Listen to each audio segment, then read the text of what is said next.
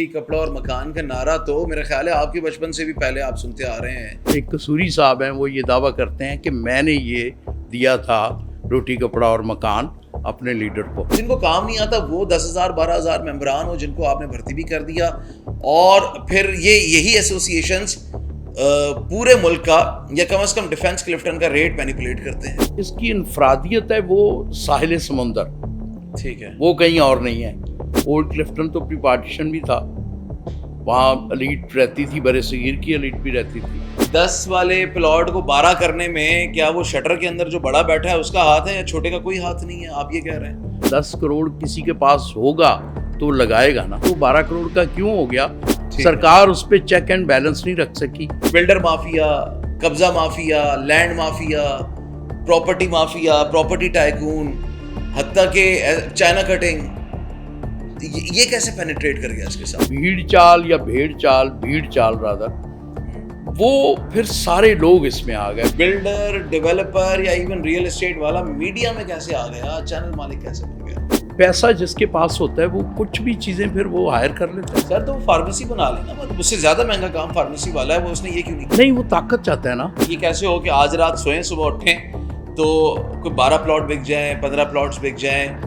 چند سیٹ بیٹھ جاتے ہوں گے, کیلکولیشن کرتے ہوں گے کہ جی اویلیبلٹی کیا ہے, کس علاقے میں کیا اویلیبلٹی ہے, پوٹینشیل نظر آ رہا ہے, کچھ پول کر کے پیسے جمع کیے. بیٹھے ایسی محفل میں, ایسی ٹیبل پر بیٹھے ہیں آپ؟ نہیں, اگر میں وہاں بیٹھا ہوتا تو پھر یہاں کیسے بیٹھتا. اچھا, یہ اسٹیکر کون لگاتا ہے کہ یہ والا گھر یا پلاٹ رہنے والا ہے اور یہ صرف بکے گا اور رلے گا؟ قانون میں کوئی لیجسلیشن ہے کہ ایک گھر یا ایک پلاٹ مہینے میں, ہفتے میں یا سال میں کتنی دفعہ بک سکتا ہے؟ نہیں, ایسا کوئی نہیں ہے. یہ تو 365 دفعہ ہو جائے. جی بالکل. تو یہ بھی تو ہوا کہ پیر کی صبح سے لے کر جمعے کی شام تک وہ 5 دفعہ بکی ہوں. بالکل بیچتے ہیں لوگ. پھر رلنا ہی ہوا نا. پھر نہیں, وہ دیکھیں فزیکل پلاٹ تو نہیں ہے نا, 6 مہینے سے بک رہا ہوتا ہے.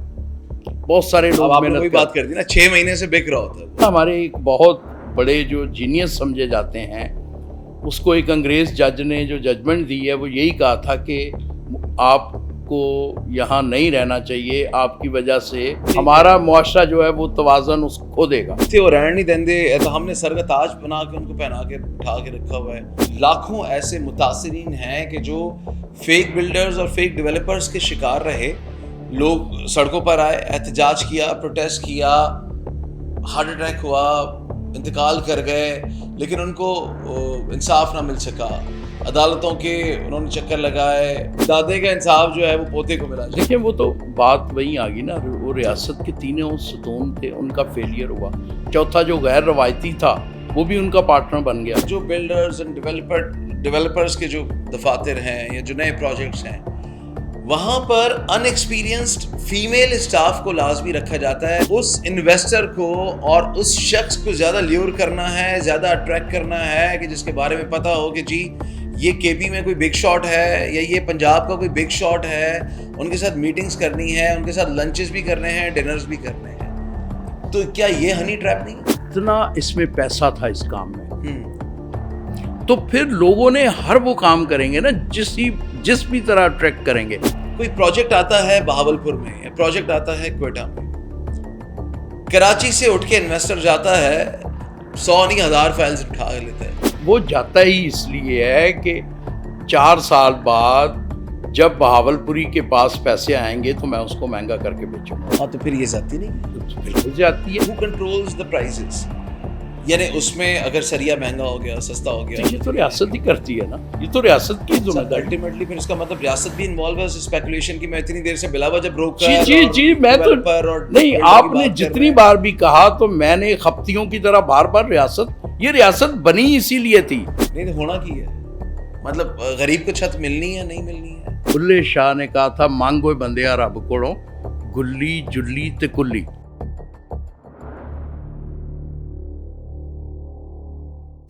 السلام علیکم ناظرین, لارجر دین لائف میں آپ کو خوش آمدید کہتے ہیں.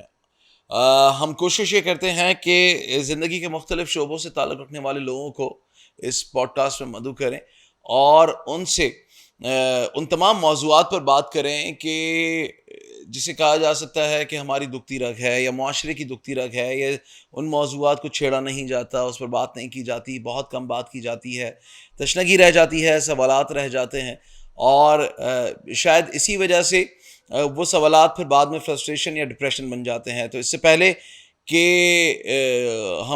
میں تعارف کر رہا ہوں، میں سب سے پہلے تو موضوع پہ بات آپ کو بتا دوں کہ آج ہم ریئل اسٹیٹ پر بات کرنے جا رہے ہیں.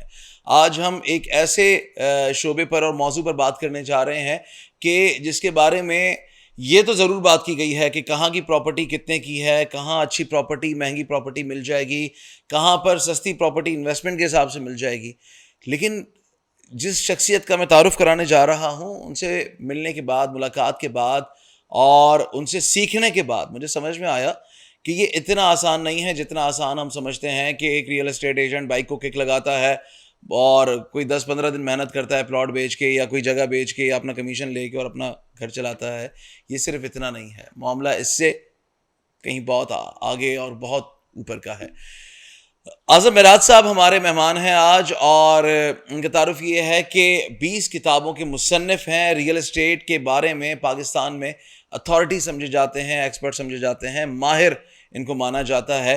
اور آج ہم کوشش کریں گے وہ تمام تر سوالات کہ جو آپ کے ذہنوں میں، آپ کے دلوں میں ہیں، وہ ہم ان کے سامنے رکھیں. السلام علیکم. وعلیکم السلام. اعظم صاحب کیسے ہیں آپ؟ بالکل ٹھیک. سومرو صاحب بہت شکریہ کہ آپ نے وقت دیا. اور یہ جو موضوع ہے ریئل اسٹیٹ کا، اس کے بارے میں میرا خیال ہے کہ بہت پہلے سے میں نے آپ سے گزارش کی ہوئی تھی کہ ہم اس پر ایک پروگرام ضرور کریں گے، لیکن تھوڑا سا مختلف نوعیت کا کریں گے. ہم یہ نہیں جاننے کی کوشش کریں گے کہ علی سومرو نے اگر اس بزنس میں آنا ہے تو کتنا کما سکتا ہے، کیسے کما سکتا ہے. وہ میرا خیال ہے کہ راہ چلتے بھی لوگ سیکھ جاتے ہیں، سمجھ جاتے ہیں، کتنا کما لیتے ہیں. میں آپ سے یہ جاننا چاہ رہا ہوں کہ جو آپ کی اتھارٹی ہے، یعنی آپ نے ریئل اسٹیٹ پر باقاعدہ ایک کورس انٹروڈیوس کروایا پاکستان میں، اور آپ کے ماشاءاللہ سے شاگرد بھی ہیں بہت بڑی تعداد میں. یہ کتاب میرے ہاتھ میں ہے، پاکستان میں ریئل اسٹیٹ کا کاروبار. تو اگر اس کتاب کے حوالے سے بھی بات کی جائے، لکھنے پڑھنے کا شوق اپنی جگہ پر، لیکن اس ہی موضوع کو آپ نے اپنے لیے موضوع چنا اور آپ نے چاہا کہ ریئل اسٹیٹ کے بارے میں لوگوں کو آگاہی دی جائے. تو یہ کیسے ہو سکا؟ بیکاز پاکستان میں، مجھے تھوڑا سا گائیڈ بھی کر دیں کہ آیا پاکستان میں اسپیشلائزیشن ہے، کوئی ریئل اسٹیٹ کی ایجوکیشن ہے، کوئی لائسنسنگ ہوتی ہے اس طرح سے؟ شکریہ سومرو صاحب، آپ نے اتنے اچھے الفاظ کہیں کہ مجھے نہیں لگتا کہ آئی ڈیزرو اٹ. نہیں سر، آپ بالکل نہیں، اتھارٹی اور یہ وہ، کیونکہ دیکھیں ہمارے ملک کے جو کسی بھی چیز کو ناپنے کے نارمز ہیں وہ بالکل فرق ہیں، اور وہ یہ بالکل اس پہ میں تو کم از کم پورا نہیں اترتا. یہ بنیادی طور پہ یہ ایک ویکیوم تھا. یہ جو آپ نے کتاب جو دکھائی، جی، یہ میری 4 کتابوں کا مجموعہ ہے جو سب سے پہلی چھپی تھی کوئی 20 سال پہلے. صحیح. اس کے بعد پھر گاہے بگاہے چھپتی رہی. اس میں ایک کورس کی بھی کتاب ہے، اور کچھ میں نے کوشش کی پھر جو اس بزنس کے پاکستان کی معیشت اور معاشرت پر اثرات ہیں اس پہ بھی ایک لکھا. تو اس طرح یہ 4 کتابوں کا مجموعہ ہے جو پچھلے 25 سال میں لکھی گئی. میرا خیال ہے کہ جو آپ کا سوال تھا کہ یہ ویکیوم تھا کہ اس میں جو روایتی طور پہ لوگ کام اس کو سٹارٹ کرتے ہیں وہ ایسے ہی ہے جیسے برصغیر میں جو دوسرے ٹیکنیکل کام تھے، جیسے ہمارے جو روایتی پیشے تھے، جلاحہ، درزی، موچی، دھوبی یا لوہار یا ترکھان. پہلے تو یہ خاندانی کام تھے، لیکن جب پھر اس میں دوسرے لوگوں نے بھی، مختلف دیگر اقوام نے بھی، تو وہ لوگ اپنے بچے کسی کاریگر کے پاس بٹھا دیتے تھے. وہ 2-4-6 مہینے، سال، جتنی جس کی ذہانت، کیپیسٹی، دلچسپی ہے، اس حساب سے وہ کام سیکھ کے بعد میں اپنی دکان بھی کر لیتا تھا. کچھ لوگ ساری عمر بھی نہیں کر پاتے. اس میں بھی بالکل یہی طریقہ تھا.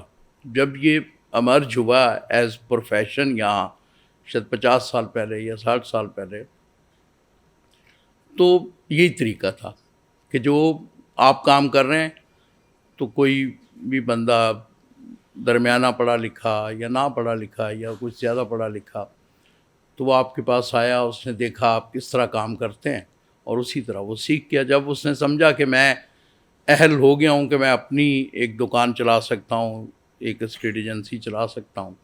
تو اس نے اپنا کاروبار کر لیا. پھر with the passage of time پچھلی 3 دہائیوں میں اس میں پیسے کی انوالومنٹ بہت ہوئی, لوگوں نے معاشی ترقی بہت زیادہ ہوئی اس فیلڈ سے وابستہ لوگوں میں. تو پھر دوسرے لوگ بھی آنے لگے جو خاصے پڑھے لکھے تھے ہر شعبے سے, ڈاکٹر, صنعت کار, فوجی افسران, مطلب آپ کوئی بھی نام لیں, جو بڑی محنت سے لوگ, جو انجینئرز, وہ سب لوگ اس میں آ گئے. پھر تھوڑا تھوڑا یہ کام بہتر بھی ہوتا رہا. پھر ہم نے جن علاقوں سے کام شروع کیا کلفٹن اور ڈیفینس سے, تو یہاں اب تو میرا خیال ہے کوئی ایسی تفریق نہیں رہی, پورے ملک میں ہی ہر طرح کے جو ہر معاشرتی بیک گراؤنڈ کے لوگ ہر جگہ ہی ہیں. لیکن پہلے ایک سمجھا جاتا تھا, یہ ایک میتھ تھا, یا شاید اس میں کچھ حقیقت بھی ہو, کہ یہاں پاکستان کی کریم جو تھی وہ ہمارے کلائنٹ کی صورت میں ہمارے پاس آتے تھے. تو یہاں ڈیفینس کلفٹن کا یا کسی بھی پاکستان کے پوش ایریے کا جو اسٹیٹ ایجنٹ ہے, تو اس کے پاس بہت سارا علم لوگوں سے سیکھ کے بہت کچھ. ایک تو اس کی جو ٹریننگ آن جاب ہوتی تھی جو اپنے کام کی, اور دوسرا وہ لوگوں سے بہت سیکھتا تھا. تو اس میں پھر لوگوں نے بڑا گرو کیا, جس نے زیادہ توجہ دی, موقعوں کو گریب کیا, تو وہ لوگ بڑھتے گئے, وہی اسپیشلائز ہو گئے. بعد میں وہ کوئی ڈیولپر بنے, کوئی بلڈر بن گیا, کوئی انویسٹر بن گئے. لیکن بنیادی طور پر خدمات بیچنے والوں کے لیے کوئی اسپیشلائزیشن نہیں, کوئی لائسنس نہیں, کچھ نہیں ہے. گو کہ اب تو ظاہر ہے آپ نے دیکھا ہوگا کہ اس پیشے سے وابستہ لوگ پرائم منسٹر وغیرہ بھی بنتے ہیں, جن کا ڈائریکٹلی انڈائریکٹلی تعلق, ایک آدھ پرسنالٹیز ایسی بھی گزری. سر امریکہ کے صدر بھی بنتے ہیں. ہاں, میں آؤں گا اس موضوع پہ. جی آگے چلتے ہیں. اچھا, یہ چونکہ پہلا سوال تھا اور تعارفی سوال تھا, تو اس وجہ سے میں نے چاہا کہ میں آپ سے سمجھوں. بٹ گزارش یہ ہوگی کہ اب ذرا ہم T20 کی اسپیڈ پہ اس پروگرام کو لے کے چلیں گے, کیونکہ سوالات کی تعداد تھوڑی سی زیادہ ہے, اور میں چاہوں گا کہ آپ سے ہم زیادہ سے زیادہ گین بھی کر سکیں. دامن وقت میں گنجائش کم ہے. ایک تو آپ کی جوانی, دوسرا آپ کا جو صحافت میں پروفیشنلزم, شاید میں آپ سے اتنی تیزی سے نہ بھاگ سکوں آپ کے ساتھ, نہیں, لیکن کوشش کروں گا. آپ کے شاگردوں میں کوشش کروں گا. آپ ہمارے استادوں میں سے ہیں, تو ہم آپ ہی سے سیکھ کر آپ کے ساتھ ساتھ اور آپ کے پیچھے پیچھے چلنے کی کوشش کریں گے. آپ نے گروتھ کی بات کی اور آپ نے خود ہی نام لے لیا ڈیفینس کلفٹن کا, تو میرے لیے بہت آسان کر دیا کہ میں آپ سے یہ سوال کروں کہ کراچی کا مکھڑا, پاکستان کا مکھڑا کراچی, اور اس پر صحرا ہے ڈیفینس کلفٹن. کیونکہ پورے پاکستان میں اگر بات کی جائے اور لینڈ کے والے سے بات کی جائے, تو میرا نہیں خیال کہیں جسے کہتے ہیں نا 19-20 ہوگا, ڈیفینیٹلی ہوگا. اور بہت سارے علاقوں کے بارے میں کلیم بھی کیا جاتا ہے کہ وہ ڈیفینس کلفٹن سے زیادہ مہنگے بھی ہیں یا زیادہ ایلیٹ ہیں. بٹ ادروائز ڈیفینس اور کلفٹن یہ ایسے علاقے ہیں, جب ہم نام بھی لے رہے ہیں, تو میرا نہیں خیال کہ کراچی سے لے کر خیبر تک, پشاور تک, کشمیر تک کوئی ان دو علاقوں کے بارے میں نہ جانتا ہو, یہاں کی پراپرٹی ویلیو کے بارے میں بھی نہ جانتا ہو. جانتے ہیں. دا پوائنٹ از کہ یہ کیسے ہو گیا کہ جس کو آپ گروتھ کہہ رہے ہیں, اگر آپ مجھے اجازت دیں اور میں اسے مینیپولیشن کہوں, کہ وہاں کی تنظیمیں, آرگنائزیشنز, ایسوسیشنز وہ بھی گرو کرتی رہیں, لیکن تکنیکی بنیادوں پر ایسے گرو کرتی رہیں کہ آج میں نے ریئل اسٹیٹ کی دکان کھولی ہے یا دفتر کھولا ہے, اور میں کل جا کے اپنی ممبرشپ کروا لوں, اور نہ صرف خود بلکہ میرے دفتر میں کام کرنے والے 5 لوگ وہ بھی اس میں شامل ہو جائیں. تو حقیقی طور پر آپ جیسے اور آپ کے پائے کے لوگ جو گزشتہ 30-40 سالوں سے, 45 سالوں سے, 50 سالوں سے کام کر رہے ہیں, ان کی تعداد انگلیوں پر گننے جتنی ہو, یا یوں کہہ لیں کہ سینکڑوں میں ہو, اور باقی ممبران یا راہ چلتے جن کو کام نہیں آتا, میں بیسیکلی یہاں پر یہ بات کروں کہ جن کو کام نہیں آتا, وہ 10,000 12,000 ممبران ہو جن کو آپ نے بھرتی بھی کر دیا, اور پھر یہی ایسوسیشنز پورے ملک کا یا کم از کم ڈیفینس کلفٹن کا ریٹ مینیپولیٹ کرتے ہیں. یہ کیسے ہو گیا؟ دیکھیں, اس کو آپ تاریخی پس منظر ضرور دیکھیے گا کہ باقاعدہ جو ریئل اسٹیٹ کی منڈی بنی نا, وہ یہی مارکیٹ تھی. کراچی میں سب سے پہلے تو کھارادار وغیرہ میں, پگڑی سسٹم میں بہت کم ریئل اسٹیٹ ایجنٹ بروکرز ہوتے تھے. اس کے بعد جب یہ سوسائٹی لانچ ہوئی شاید 58 وغیرہ میں, اس کے بعد اس سے پہلے PCSH وغیرہ میں تھوڑا بہت کام تھا. تو باقاعدہ جو آرگنائز طریقے سے ایک مارکیٹ کے طور پہ یہی ڈیولپ ہوئی. ٹھیک ہے. پوٹینشیل بہت تھا. جو صرف الاٹی کا کرائٹیریا تھا کمیشن افسر تینوں فورسز کے, اب وہ موسٹلی یہاں رہنے والے نہیں ہوتے تھے. الاٹمنٹ ہوتی تھی, وہ ایک ان کے لیے بینیفٹ تھا. بڑا اچھا ان کا سلوگن بھی تھا, ہوم فار ڈیفینڈرس. تو وہ بیچنا ہی ہوتا تھا انہیں. تو لوگ آہستہ آہستہ یہ ایک مارکیٹ بن گئی, ٹریڈنگ شروع ہو گئی. تو وہ جو سروسز بیچنے والے تھے ان کی تعداد بھی بڑی, ان کی انکم بھی بڑی. اور تھوڑا سا ناظرین کے لیے سمجھا بھی دیں کہ یہ آپ DHA کی بات کر رہے ہیں, ڈیفینس ہاؤسنگ اتھارٹی. جی بالکل. جس میں ڈیفینس کے یعنی ہمارے ملک کے جو نگہبان ہیں ان کو جو پلاٹس الاٹ ہوتے ہیں وہ پھر ظاہر ہے یہاں پہ رہتے نہیں ہیں, کسی کی پوسٹنگ کہیں پر ہے یا کسی کا گھر کہیں پر ہے, تو انہوں نے وہ بیچ موسٹلی بکتے تھے. ٹھیک ہے, میرے خیال 80% بکتے ہیں. ٹھیک ہے, شاید شروع میں لوگوں نے بنائے گئے بھی اپنے. ٹھیک ہے, سمجھ آ گیا, بہتر ہو گیا. تو وہ یہ باقاعدہ منڈی یہی ڈیولپ ہوئی, اسی لیے پھر یہاں سے مینوپولیٹ ہوتی. لیکن اب بہت ساری ایسی سوسائٹیز پرائیویٹ اور DHAs کی جو دوسرے شہروں میں بھی, وہ اس سے بہت بہتر بھی ہوں گی. لیکن جو اس کی انفرادیت ہے وہ ساحل سمندر, ٹھیک ہے, وہ کہیں اور نہیں ہے. ایک تو پچھلے 58 سے آن ورڈ ایک نام لگ گیا, کیونکہ کلفٹن تو اس سے بھی پہلے تھا. ٹھیک ہے, اولڈ کلفٹن تو پری پارٹیشن بھی تھا, وہاں ایلیٹ رہتی تھی, برِ صغیر کی ایلیٹ بھی رہتی تھی. تو وہ ایک ٹرینڈ تو بنا ہوا تھا, اس کو مزید بڑھاوا دیا. اور اس کی یہ جو انفرادیت تھی ساحل سمندر والی, اس سے مہنگی بھی جگہ ہیں, خوبصورت بھی ہیں, لیکن یہ والی جو نقطہ ہے یہ کسی کے پاس نہیں ہے. تو اس لیے وہ یونیکنس قائم رہی. اور اب سہولتوں کے حساب سے بہت سے لوگ شاید بہت اس سوسائٹی کو پیچھے چھوڑ گئے.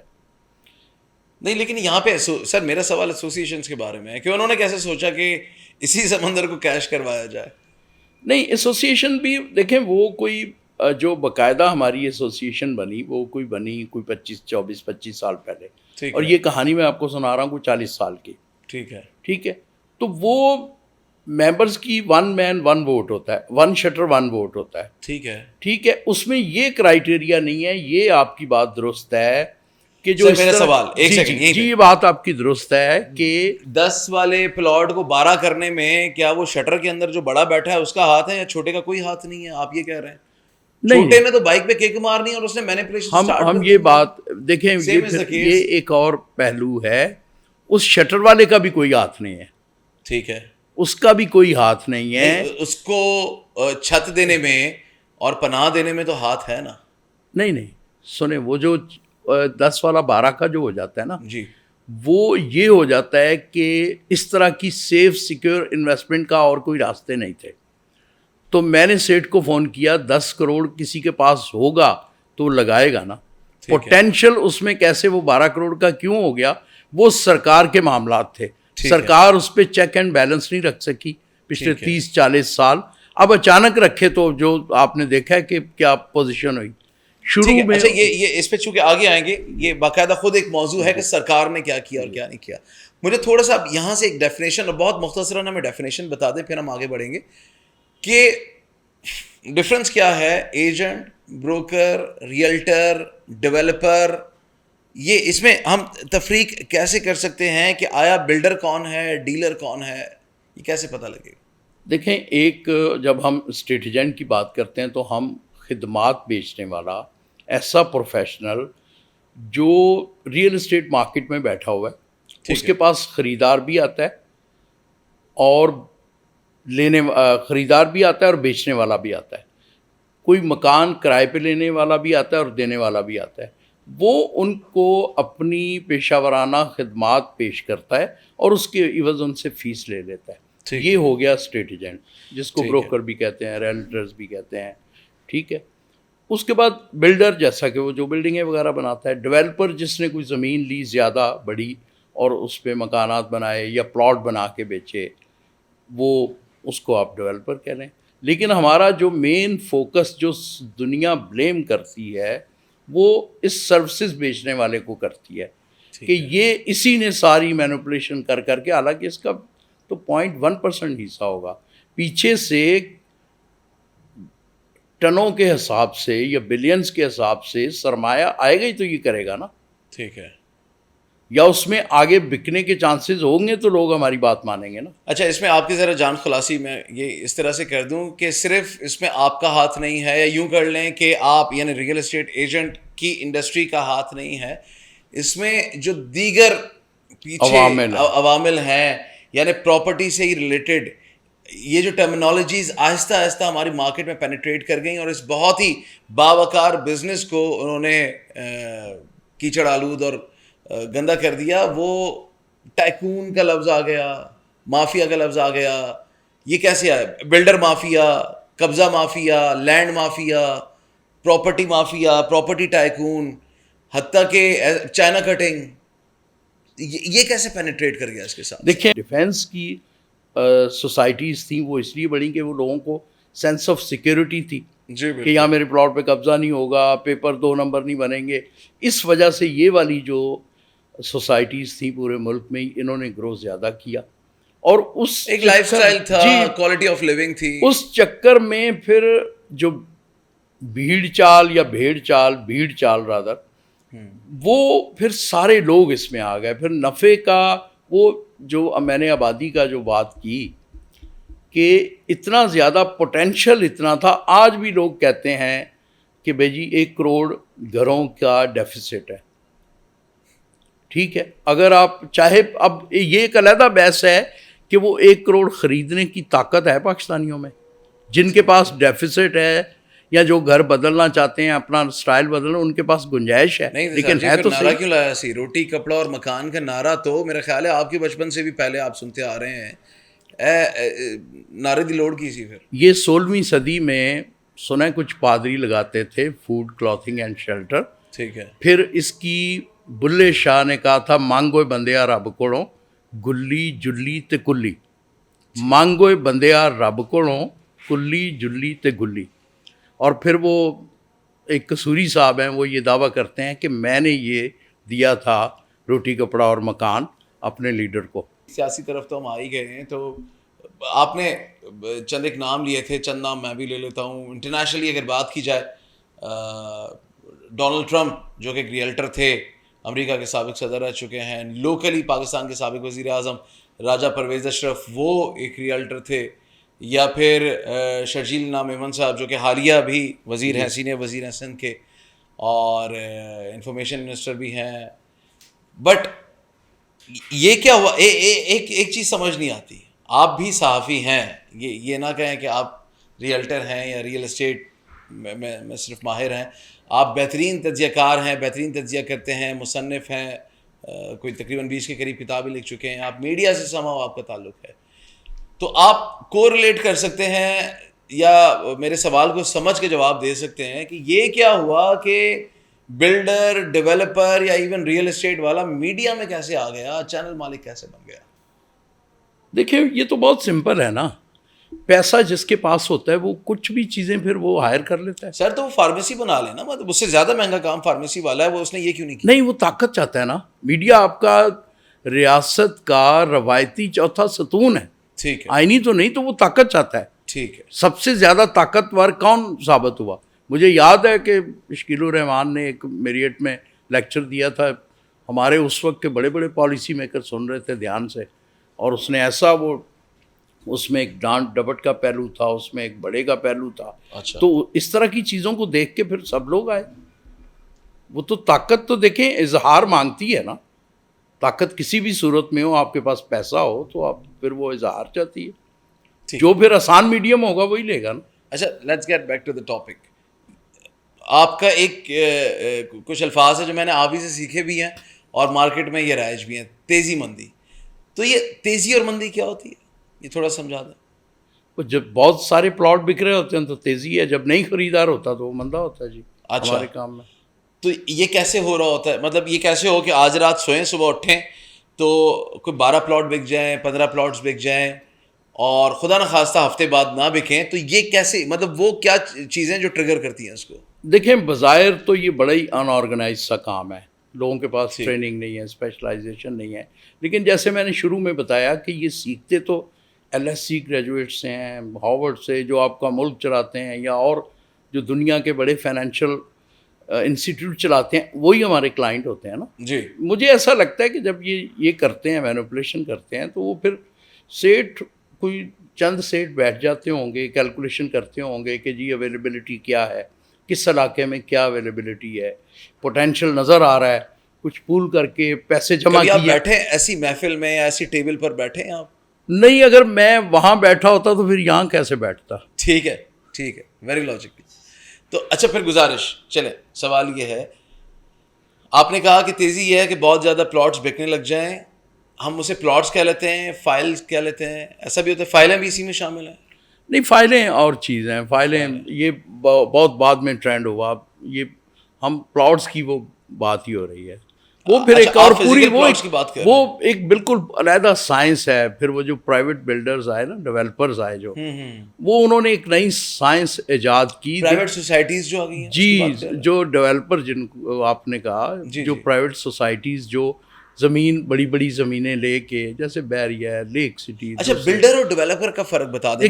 جو بلڈنگ بنا کے بیچتا ہے وہ بلڈر ہے, اور جو کوئی بڑی لینڈ لے کے ڈیولپ کر کے اس کے پلاٹ بیچتا ہے یا اس میں مکانات بیچتا ہے وہ. اچھا, بلڈر 100 گز کا بھی ہو سکتا ہے, 200 گز کا بھی ہو سکتا ہے, کوئی بھی ہو سکتا ہے. اور ڈیولپر جس کے پاس بڑی لینڈ ہو, آپ اپنا گھر بنا رہے ہیں تو آپ بھی بلڈر ہی ہوتے ہیں. ٹھیک ہے.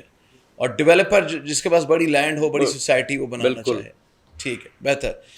تو اس میں یہ فائلوں والا معاملہ جو ہے, اس کا تعلق تو ظاہر ڈیولپر کے ساتھ ہوگا. پھر وہ ڈیولپرز نہیں, کچھ ایکچوئل تو پچھلی دنوں ایک لاہور سے ہمارے مہمان آئے تھے, ان کے ساتھ میں نے بھی پوڈ کاسٹ کیا, تو ان سے میں نے یہ سیکھنے کی کوشش کی. یہ بھی ایک باقاعدہ سائنس ہے. یہ DHA نے ہی متعارف کروایا کسانوں سے. یہ پنڈی, لاہور وغیرہ میں جب زمین ایکوائر کرتے تھے تو یہ ان کو فائلز دے دیتے تھے کہ آپ نے 25 ایکڑ دیے تو ہم آپ کو پیسے نہیں دے رہے, آپ کو فائل دے رہے ہیں, جو ڈیفینیٹلی ظاہر ہے مہنگی ہوتی تھی.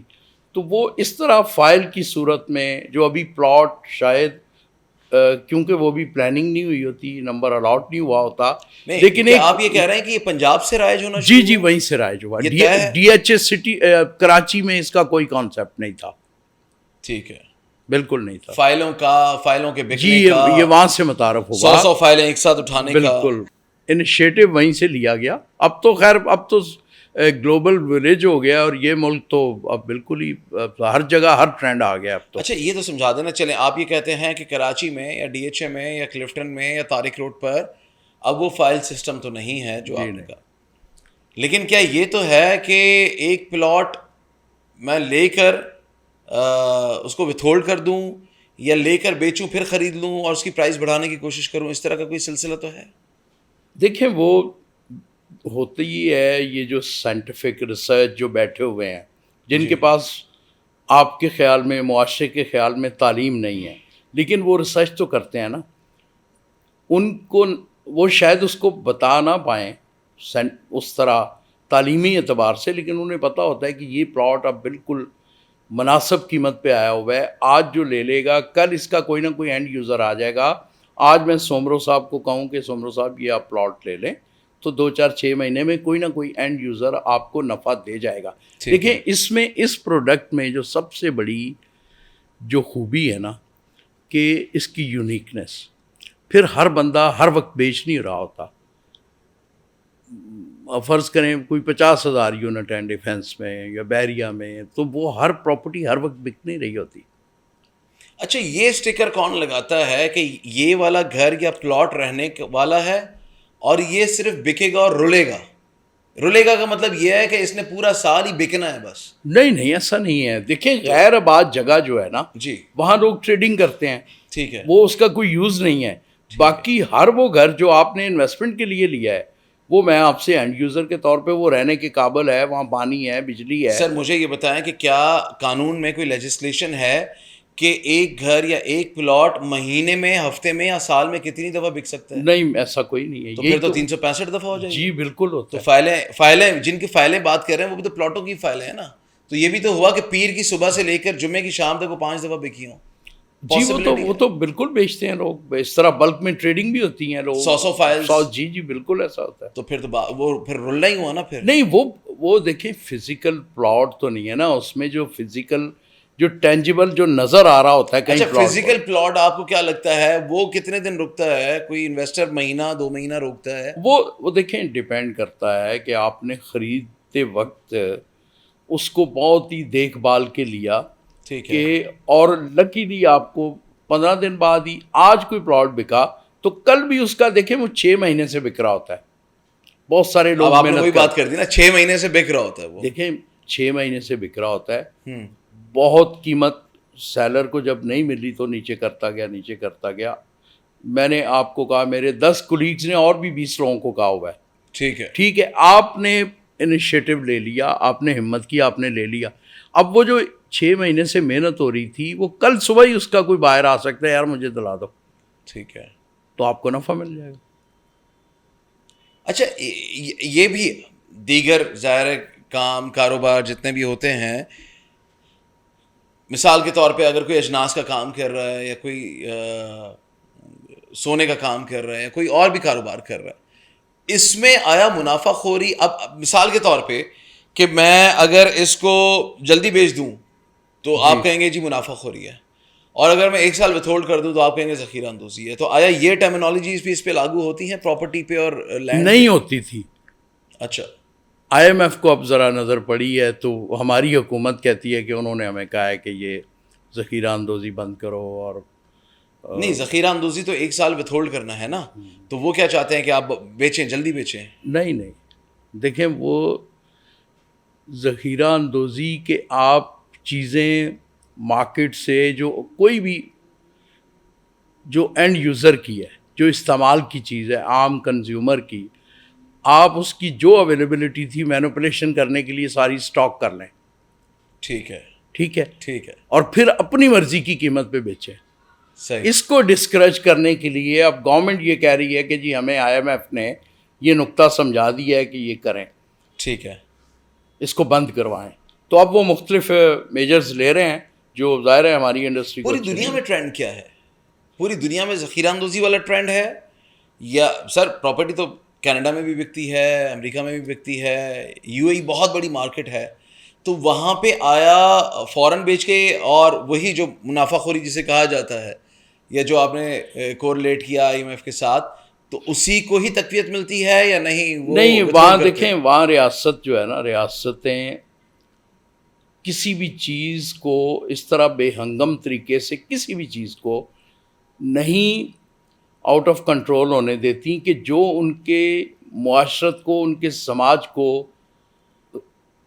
متوازن نہ رہنے دے.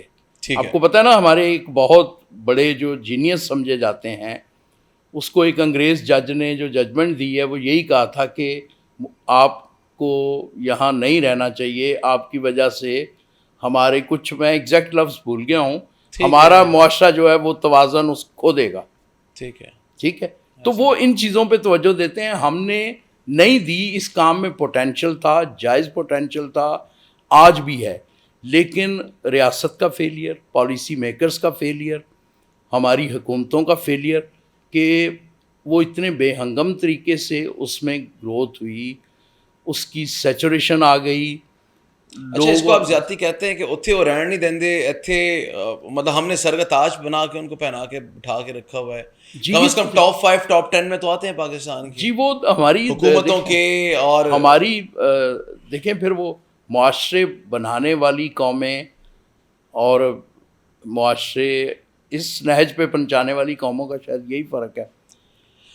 اعظم معراج صاحب کا اگر میں تجزیہ آپ سے یہاں پہ خالصتاً اگین آپ کا انپٹ مجھے چاہیے کہ آئیڈیلی کیا ہونا چاہیے, how much should be the time, کس میں کتنی چیز کا انکریز ہونا چاہیے, وہ انکریمنٹ کتنی دیر کے لیے ہونا چاہیے تاکہ دونوں کو فائدہ اور نقصان جو ہے وہ مد نظر رکھتے ہوئے کاروبار کریں. فری مارکیٹ, فری اکانومی میں ہر چیز کو ڈٹرمن کرتی ہیں مارکیٹ فورسز. صحیح, لیکن فری اکانومی, فری مارکیٹ کے ساتھ جو اس طرح کے کام ہیں جو پورے آپ کے معاشرے کو, آپ کے سماج کو ہلا کے رکھتے ہیں, آپ کی معیشت کو تباہ کرتے ہیں, کوئی بھی کام ہو, وہ کوئی بھی ہو سکتا ہے, اس کے لیے ریاست اپنا جو کردار ادا کرتی ہے وہ فیلئر رہا, جس کی وجہ سے اب ہر سٹیک ہولڈر کو یہ دن دیکھنا پڑ رہا ہے. اس وقت.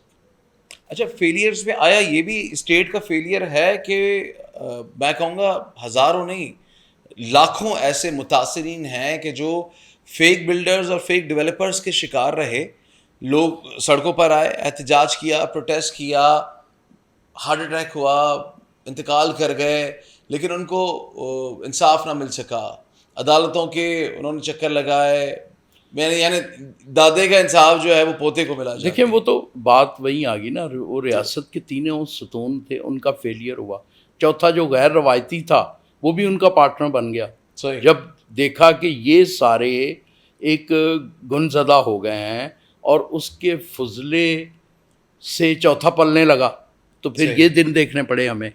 اب اس میں کہاں کس کی کوتاہی ہوئی, یہ تو ہم تو 25 کروڑ میں سے عام لوگ ہیں نا جو کم پڑھے لکھے, جو عام اسی 25 کروڑ نے یا 24 کروڑ نے یوں کہہ لیں, اور اس میں سے بھی سب کے پاس استطاعت نہیں ہوتی, یا مثال کے طور پہ کہ جو جینوئن بائر ہے جس نے اگلے 1 مہینے 6 مہینے کے اندر کچھ پرچیز کرنا ہے, یا پوری زندگی کی جو جمع پونجی ہے, یعنی بچے کی شادی کر دی, اب سوچا کہ کوئی چیز لے کے رکھ لیں یا اس میں رہیں گے, ہم اپنی چھت بنائیں گے, اور کہیں غلطی سے غلط جگہ پر اور غلط لوگوں میں انویسٹ کر دیا. اور یہ بہت پرانی بات نہیں ہے, ابھی بھی ہم مہینہ پہلے 6 مہینہ پہلے سوشل میڈیا کے دور موبائلوں میں دیکھتے ہیں کوئی 50 60 100 لوگ کسی نہ کسی بلڈر کے متھے لگے ہوئے ہوتے ہیں, کسی ڈیولپر کے آگے احتجاج کر رہے ہوتے ہیں. تو یہ اتنا کوئی بالکل دیکھیں وہ مطلب کیسا, یعنی اس دور میں بھی اتنی اندھیر نگری ہے. ہم لکھت پڑھت کم کرتے تھے اور ایکچوئل ٹرانزیکشن زیادہ کی کرتے تھے. ٹھیک ہے, یہ بہت بڑا فیکٹر تھا ایک اس میں پیسہ آنے کا, جو ہماری گرے اکانومی کا, بلیک اکانومی کا پیسہ اس میں آنے کی وجہ اور اس کی قیمتیں بڑھنے کی وجہ, جس سے عام پاکستانی کے لیے یہ اس کی ریچ سے بھی باہر ہو گیا. اور جب اس میں منافع کی شرح بہت بڑی تو پھر ہر طرح کے ہر قبیل کے لوگ اس میں آ گئے. اچھا آپ ہی کی باتوں سے پھر سوالات میرے ذہن میں آتے ہیں. اب جس طرح آپ نے کہا نا کہ آپ نے فرمایا ہر طرح کے ہر قبیل کے لوگ آ گئے, ایک سوال اگر مجھے کرنے کی اجازت دیں, میرا ذاتی یہ کر لیں, اگر میری بساط میں ہوا تو جواب دے دوں. نہیں ضرور, آپ کے بھی مشاہدے میں ہوگا, آپ کے ہی قبیلے سے تعلق ہے اس سوال کا. وائی از اٹ سو کہ جو بھی نیا پروجیکٹ آتا ہے یا جو بھی بڑے دفاتر ہیں یا جو بلڈرز اینڈ ڈیولپرز کے جو دفاتر ہیں یا جو نئے پروجیکٹس ہیں, وہاں پر ان ایکسپیرینسڈ فیمیل اسٹاف کو لازمی رکھا جاتا ہے. اور میں اسپیشلی نام لوں گا, میرے تو مشاہدے میں رہا ہے اسلام آباد اور راول پنڈی میں نے زیادہ یہ جو سوال ہے اس کا تعلق بالخصوص اسلام آباد اور راول پنڈی سے, کہ وہاں پہ اس فیمیل اسٹاف کا ٹارگٹ ہوتا ہے باقاعدہ کہ انہوں نے اس انویسٹر کو اور اس شخص کو زیادہ لیور کرنا ہے, زیادہ اٹریکٹ کرنا ہے, کہ جس کے بارے میں پتہ ہو کہ جی یہ کے پی میں کوئی بگ شاٹ ہے یا یہ پنجاب کا کوئی بگ شاٹ ہے, ان کے ساتھ میٹنگز کرنی ہے, ان کے ساتھ لنچز بھی کرنے ہیں, ڈنرز بھی کرنے ہیں. تو کیا یہ ہنی ٹریپ نہیں ہے؟ دیکھیں بات یہ ہے کہ جب اور اچھا مجھے کراچی کا چونکہ بہت کم نالج ہے, کراچی میں ہوتا ہے. کراچی میں دیکھیں جس منڈی سے میرا تعلق ہے نا جی, یہ بہت ہی ایک ہمارا جو آپ نے 100 طرح کے لوگ کلیم کرتے ہیں ہم اسٹیٹ ایجنٹ ہیں, 100 طرح کے لوگ جن کے 99 کام اور ہیں وہ کلیم یہ کرتے ہیں. تو میں جس کی بات کر رہا ہوں, جس قبیلے سے میرا تعلق ہے, وہ خدمات بیچنے والے لوگ ہیں. یہاں بڑا صاف ستھرا یہ ٹرینڈ پورے ٹرینڈ سیٹر تھا یہ والی مارکیٹ. نہیں سر, میں آپ جو صاف ستھرا کی بات کر رہے ہیں, میں تو نام لے کے, اور زیادہ دور نہیں ہے, ہم سب کراچی میں بیٹھے ہیں, کیمرہ لے کے چلتے ہیں, میں آپ کو وزٹ کراتا ہوں اسلام آباد کے دفاتر کا. جب دیکھیں اتنا اس میں پیسہ تھا اس کام میں, تو پھر لوگوں نے ہر وہ کام کریں گے نا جس بھی طرح اٹریکٹ کریں گے. اب جو ملٹی نیشنلز ہیں وہ اپنے اشتہار میں وہ ذرا کاروبار تو نہ ہوا, یہ تو پھر گیمبلنگ ہی ہوئی نا, کہ آپ پتے لے کے بیٹھ جائیں, لیفٹ رائٹ آپ کے جو ہے وہ, تو وہ دیکھیں بیٹھی اب میں پھر وہی بات میں ہر چیز ریاست پہ ڈالتا ہوں. ریاست کا وجود جب یہ 2000-2500 سال پہلے ریاست قائم ہوئی تھی تو وہ ہوئی کس کے؟ میں ایک اپنے سرٹن وائلڈ پیشنز, اپنے رائٹس دے دیتا ہوں ریاست کو, اور اس کے عوض مانگتا ہوں کہ مجھ سے ان کاموں سے پروٹیکٹ کرے گی. یہ ان کی ذمہ داری تھی نا. ایک چیز میں کلیئر کر دوں, اچانک سے میرے ذہن میں انسان فطری طور پہ لالچی ہے. آپ گیمبلنگ بند کس نے کروانی ہے؟ سر میں ایک چیز کلیئر کر دوں اپنے ناظرین کے لیے کہ میں فیمیل خواتین کے کام کرنے اور بالخصوص ریئل اسٹیٹ میں کام کرنے کے بالکل خلاف نہیں. خلاف کیا, میں تو ہمیشہ ویمن امپاورمنٹ کے حق میں ہوں, لیکن میں نے ایک لفظ استعمال کیا, وہ اگر آپ پیچھے بھی کر کے سن لیں, ان ایکسپیرینسڈ, یعنی جس کو پتہ ہی کچھ نہ ہو. یعنی دفتر آپ نے کھولا ہے بلو ایریا میں اور وہ بچی فتح جنگ لے کے جا رہی ہے جو اپنے گھر سے کبھی پیچھے والی گلی تک بھی نہ گئی ہو, اب وہ کلائنٹ کو فتح جنگ لے کے نان جا رہی ہے. پروفیشنل ایٹیچیوڈ آپ کے 1181 جو ہے نا 96 سینیٹر جی اور کوئی 859 الیکٹڈ اور 322 ان الیکٹڈ وومن اینڈ مائنورٹیز, یہ کوئی 1181 جو ہیں, ان میں سے پروفیشنلزم کا لیول کس کا کتنا ہے یہ بتا دیں. تو یہی نیچے تک آ رہا ہے نا, ٹھیک ہے, یہ نیچے تک کیا نہیں ڈاؤن افیکٹ ہے وہ. ٹھیک. اچھا سر, ایک سوال میں نے چونکہ کسی سے تذکرہ کیا تو انہوں نے کہا کہ جی اگر آپ کے پاس اس طرح کی کوئی شخصیت آ رہی ہے ایک سوال ان سے ضرور پوچھیے گا. میں نے کہا جی میں ضرور کروں گا وہ سوال, کہ کوئی پروجیکٹ آتا ہے بہاولپور میں یا پروجیکٹ آتا ہے کوئٹہ میں, کراچی سے اٹھ کے انویسٹر جاتا ہے 100 نہیں 1000 فائلز اٹھا لیتا ہے, تو کیا اس کا افیکٹ پھر قیمت پہ نہیں پڑتا الٹیمیٹلی؟ جب جی وہ جاتا ہی اس لیے ہے کہ 4 سال بعد جب بہاولپوری کے پاس پیسے آئیں گے تو میں اس کو مہنگا کر کے بیچوں گا, وہ اسی لیے جاتا ہے. ہاں تو پھر یہ زیادتی نہیں ہے؟ تو بالکل زیادتی ہے. لوکل بہاولپور کا انویسٹر تو نہیں, ایون اگر بائر بھی ہے سر, ایک فائل والا بھی اور 100 فائل والا بھی, بائر تو بائر ہے نا. دیکھیں ہم اس کو آپ نے لوکل بائر کا حق چھین کے اور ایک بلک اماؤنٹ آپ لے کے وہاں پہنچ گئے اور آپ نے 100 فائلیں یا 1000 فائلیں اٹھا لی, تو جو لوکل بائر ہے اس کا تو حق مارا گیا. اب دیکھیں ہم کتنے ایتھیکل ہیں کتنے نہیں. ریاست ہوتی اسی لیے نا کہ چوری چکاری سے منع کرے. اب ہم تو وہ قوم ہے جس گوادر کا ایک جیوگرافیکل معاملہ تھا, دنیا کی معیشت کو کرنا تھا. ہم نے کیا کیا وہاں ابھی تک؟ ہم نے یہ کیا کہ اپنی آنے والی نسلوں کو, جس نے گوادر میں کاروبار کرنا ہے, جس نے جا کے گوادر میں رہنا ہے, تو ہم نے اپنے پوتوں نواسوں کو 7 دفعہ ایڈوانس میں لوٹ لیا ہے. یس ٹھیک ہے نا, ایسے ہی ہے نا. تو یہ ہم بہاولپور ملتان بھی اسی لیے جاتے ہیں. تھوڑا سمجھا تو دیں, آپ تو پڑھاتے ہیں, سینکڑوں کو آپ نے پڑھایا ہے, ہمیں بھی تھوڑا پڑھائیں. کامن بائر کون ہوتا ہے اور انویسٹر کون ہوتا ہے؟ جس کے پاس ایکسٹرا پیسہ پڑا ہے, میں اس کو کہتا ہوں جی یہ پلاٹ لے لیں, یہ آنے والے سال 2-6 مہینے میں آپ کو کوئی بائر آ جائے گا تو اچھا نفع دے جائے گا, وہ انویسٹر ہے.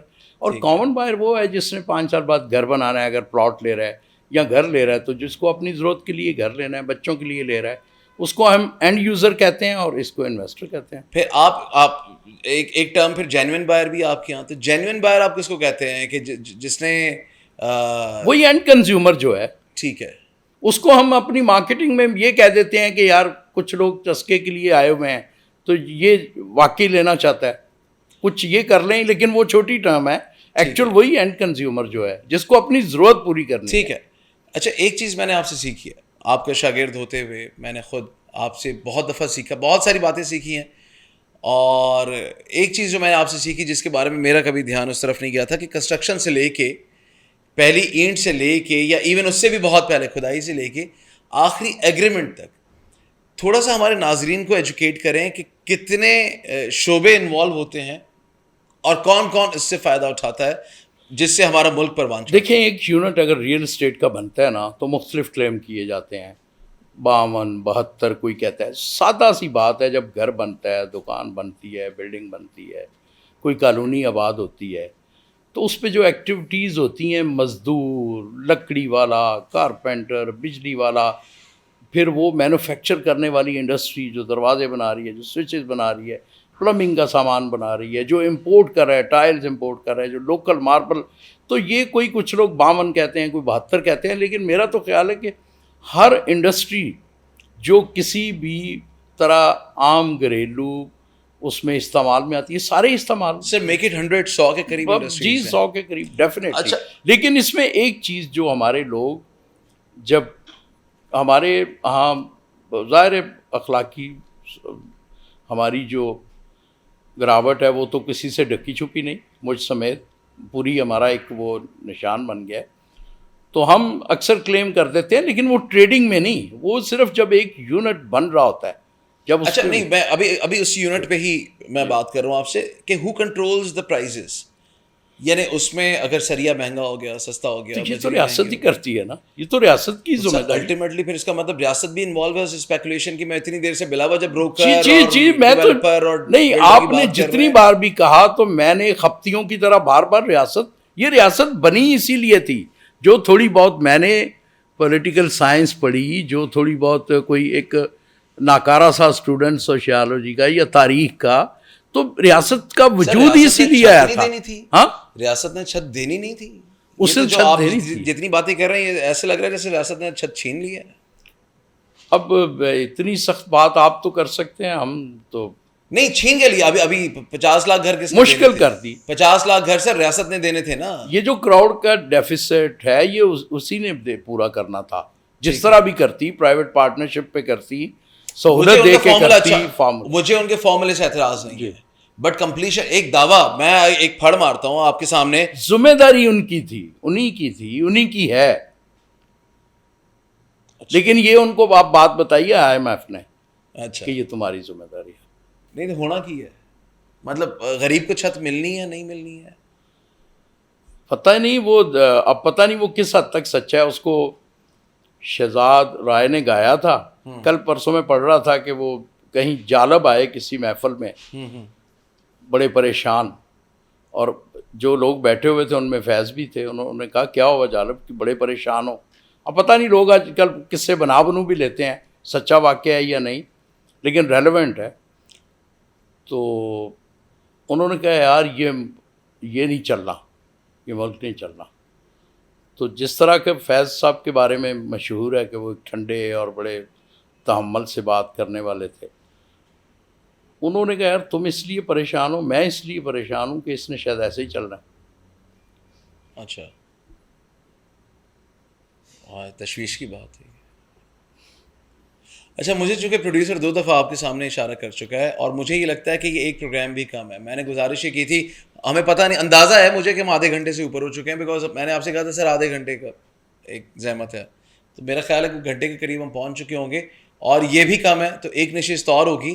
بٹ جاتے جاتے صرف ایک چھوٹا سا سوال اور بہت عمومی عوامی قسم کا سوال آپ سے, کہ سر پوری دنیا میں مارگیج کی فیسلٹی دی جاتی ہے, اور پوری دنیا میں تو امریکہ سے لے کر اور ایک تھرڈ ورلڈ کنٹری تک بھی مارگیج کی فیسلٹی, یعنی لون دینے کی, سود پر لون دینے کی جو فیسلٹی ہے وہ بینکوں کی طرف سے یا ایون اگین ریاست کی طرف سے بھی دی جاتی ہے. پاکستان میں آیا یہ واضح کر دیں کہ یہ فیسلٹی عمومی ہے, میں چاہوں کہ کسی بھی بینک میں جاؤں اور واک ان کسٹمر کے طور پر چلا جاؤں تو مجھے آیا وہ لون مل جائے گا؟ ایک بات. دوسری بات کہ کرائے میں رہنے والے جن کی ہمیشہ یہ خواہش رہتی ہے, حسرت رہتی ہے, خواب رہتا ہے کہ چلو ہمیں نہ صحیح ہمارے بچوں کو ہی صحیح, یہ جو ہم کرایہ دے رہے ہیں 12-15 ہزار سے لے کے 35-40 ہزار, اب تو 12-15 ہزار تو پتہ نہیں ایک کمرے کے ہی ہوں گے, بٹ 50 ہزار پہ یا جو بھی ہم کرایہ دے رہے ہیں, یہ ہم قسط ہی بھر دیں تاکہ یہ جو بچے بیٹھے ہوئے ہیں ہماری آنکھیں کھلیں یا بند ہو جائیں تو ان کو اپنی چھت میسر ہو. ایسا کچھ ممکنات میں سے ہے پاکستان میں؟ دیکھیں, جب میں نے یہ کام شروع کیا نا تو کبھی کبھی ہمارے پاس کوئی اس طرح کی پراپرٹی آ جاتی تھی جنہوں نے لون لیا ہوتا تھا ہاؤس بلڈنگ فائنانس سے. اب میں نے کبھی سنا نہیں ہاؤس بلڈنگ فائنانس کا ادارہ بھی ہے یا نہیں ہے, اگر ہے تو ایکٹیو ہے یا نہیں. اس کے بعد پھر پرویز مشرف کے دور میں جب ہمارا بینکنگ سیکٹر بڑا گرو کیا تو مارگیج کا کانسیپٹ آیا. ہم ظاہر ہے اتنی پلاننگ والی قوم نہیں ہے, لوگوں نے لے لیے جا کے بڑھ بڑھ کے. بینک کا آپ کا پتہ ہے ہڈن ان کے معاملات ہوتے ہیں. بعد میں لوگوں کو پریشان دیکھا کیونکہ ریٹ آف انٹرسٹ بہت ہائی تھا, لوگوں کو بہت پریشان دیکھا ہم نے, اور وہ ٹرینڈ بالکل ختم ہو گیا. اس کے لیے میرا خیال ہے پھر ریاست کو, حکومت کو اس میں پڑھنا پڑے گا. وہ تیسرا پارٹنر کے طور پہ شہری اور فائنینشیل انسٹیٹیوٹ کے درمیان وہ برج بنے گی کہ سہولت دے, یعنی ایک ادارے کو دوسرے کو لوٹنے کے لیے نہ کہ ان کو سود پہ پیسے دو اور ان کو لوٹو, سہولت کے طور پہ ایسی چیزیں متعارف کروائے. دنیا میں چلتا ہے, سنا ہے ہم نے بھی, بڑا دنیا میں یہ ایک بہت بڑی سہولت ہوتی ہے جو پھر. لیکن دوسری طرف وہ روزگار کا بھی تو حال دیکھیں نا, وہ تو وہی دے سکے گا جس کو ریگولر اتنے پیسے آتے ہیں کہ کھانے پینے سے بچ کے وہ قسط دے سکے. بہت شکریہ اعظم معراج صاحب ہمارے ساتھ موجود تھے. ناظرین ایک سوال میں چھوڑے جا رہا ہوں جو بار بار ریاست ریاست ریاست کا جواب مجھے اعظم معراج صاحب سے ملا کہ میں نے شروع تو کیا تھا بلڈر کون ہے, ڈیولپر کون ہے, بروکر کون ہے, ریئل اسٹیٹ ایجنٹ کون ہے, اس شعبے کے مسائل کیا ہیں, لیکن جواب یہ ملا کہ اگر ریاست ذمہ داری لے لے تو کوئی بغیر چھت کے نہ رہے, کوئی بغیر زمین کے نہ رہے. اور میرے پاس زیادہ الفاظ نہیں ہیں, یہ اتنے الفاظ ہی کافی ہیں کہ جو سن رہے ہیں اور جن تک پہنچ رہے ہیں کہ خدا را احساس کریں ان سب کا کہ جو اسی ملک میں رہتے ہیں, اسی ملک کے باسی ہیں. اپنا اور اپنے پیاروں کا خیال رکھیے گا. مجھے دیجیے اجازت اللہ نے.